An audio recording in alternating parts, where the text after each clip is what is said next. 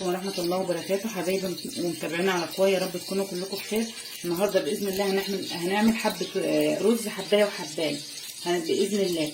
خدت نص الكمية زي ما انتم شايفينها كده. طبعا غسله الرز كله، خدت منه نص الكمية وصفيته كويس قوي وبقدح السمنة والزيت اهو. وبإذن الله هحطهم بقى احمر نص الرز. انا هو حباية وحباية لازم يكون ايه، نصه محمر ونصه ايه ابيض. حبايه وحبايه محمر ان شاء الله، ياخد اللون الحلو كده اللي احنا عايزينه. وبرده هو الرز بعد ما خد اللون اللي انتوا شايفينه اهو، بسم الله ما شاء الله، شايفين ما شاء الله، خد اللون الجميل اهو، اللون الذهبي. اصبح عليها نص الكميه. بسم الله الرحمن الرحيم. هذا اللي انتوا شايفين كده، نقلب بعضه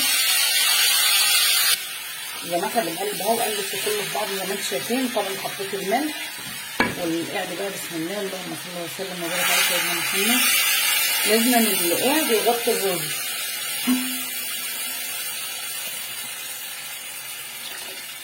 ايوه كده يبقى ايه ما شاء الله كده، يبقى كويس مفلفل كده ويطلع ان شاء الله. برضه هوريكم هيبقوا احلى شويه رز باذن الله.